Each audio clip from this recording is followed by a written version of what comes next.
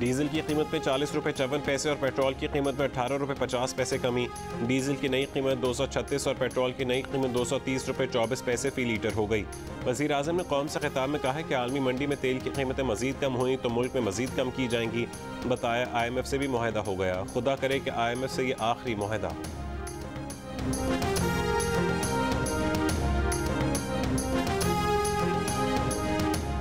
IMF ने पाकिस्तान से मुआहदा होने की तस्दीक कर दी। डायरेक्टर IMF जेरी राइस का कहना है कि मुआहदे के तहत पाकिस्तान को 1 अरब 17 करोड़ डॉलर मिलेंगे।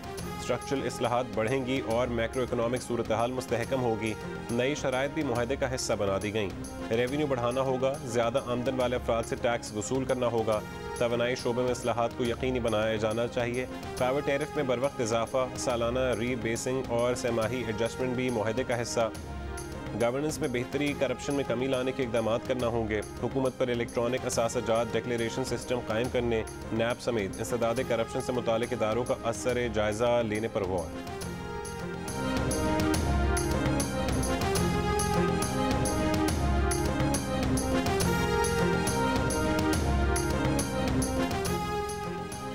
इमरान खान मुल्क की तारीख में पहला सियासतदान है जिसके माथे पर आइन तोड़ने का कलंक लग गया। सदर आरिफ अलवी और कासिम सूरी ने भी इमरान खान के ज़ाती मुलाजमीन का किरदार अदा किया। शहबाज शरीफ से कहेंगी कि इन पर गद्दारी का मुकदमात चलाएं। मरीम नवाज का खुशाब इंतखाबी जलसे से खिताब, कहा कि 10 दफ़ा आता है, दिमाग खाता है, गालियाँ निकालता है, चला जाता है। हमने तो इसकी तकरीर नहीं रोकी।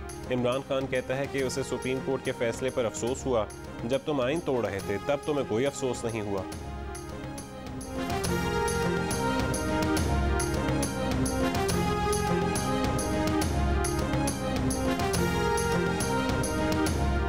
चेयरमैन तहरीक इंसाफ इमरान खान का कहना है कि उन्हें सुप्रीम कोर्ट के फैसले से तकलीफ हुई। क्या सदर ने जब मुरासला अदालत भेज दिया तो सुप्रीम कोर्ट को खुद उस पर तफ्तीश नहीं करानी चाहिए थी। DG खान जलसे से खिताब में कहा है कि उन्होंने काबीना और कौमी सलामती कमेटी के सामने साइफर रखा था। इंक्वायरी कमेटी बनाई पर उनकी हुकूमत चली गई, वरना तहकीकात भी करवा लेते। बोले ये ज़िमनी इलेक्शन मुश्किल तरीन है। इमरान खान ने दावा किया कि एम्पायर साथ मिलाने के बावजूद शहबाज शरीफ नहीं जीत सकेंगे। एक ही गेंद पर वो नवाज शरीफ, आसिफ जरदारी और फजल रहमान की विकेट गिराएंगे।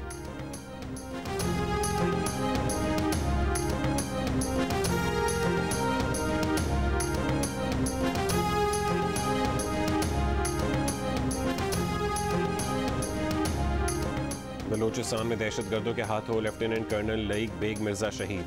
ISPR के मुताबिक लईक बेग मिर्जा को 12 और 13 जुलाई की रात ज़ियारत के करीब अगवा किया गया था। उनके कज़न उमर जावेद को भी अगवा किया गया था। इत्तला पर आर्मी क्विक रिएक्शन फोर्स रवाना की गई।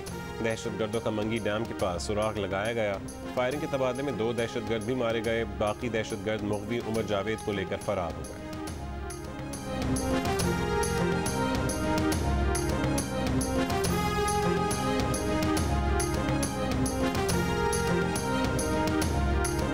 शिमाली वज़ीरिस्तान में फायरिंग, जमीयतुल इस्लाम के मकामी रहनुमा समेत 2 अफराद जाँ बहक।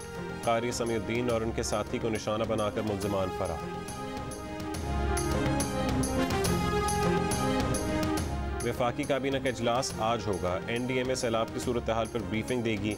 सुप्रीम कोर्ट के असेंबली तोड़ने से मुतालिक फैसले के बाद कानूनी कार्रवाई पर मुशावरत और IMF से मुआहदे पर काबीना को एतमाद में लिया जाएगा। मुल्क की सियासी सूरत हाल पर गौर और मियाद से ज़्यादा मुकीम गैर मुल्कियों के लिए एमनेस्टी स्कीम की मंजूरी भी एजेंडे में शामिल।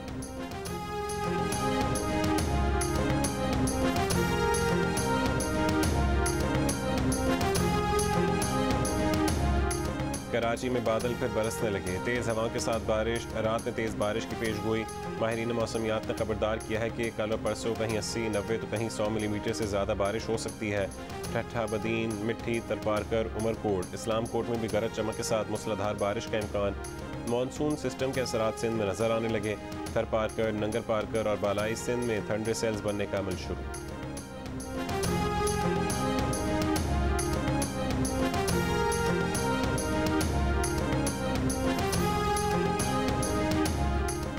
बरतानिया में नई तारीख रकम होगी। ब्रिटिश इंडियन ऋषि सोनक ने कंजर्वेटिव वजीर आजम बनने की दौड़ जीत ली।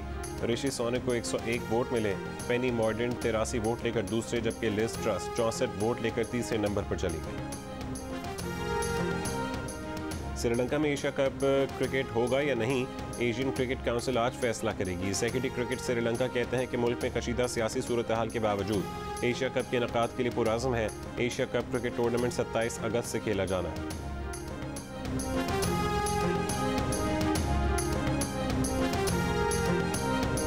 और पाकिस्तान और श्रीलंका के दरमियान पहला टेस्ट कल गौल में खेला जाएगा। श्रीलंका ने भी 2 टेस्ट पर मुश्तमिल सीरीज के लिए 18 रुकनी स्क्वाड का ऐलान कर दिया।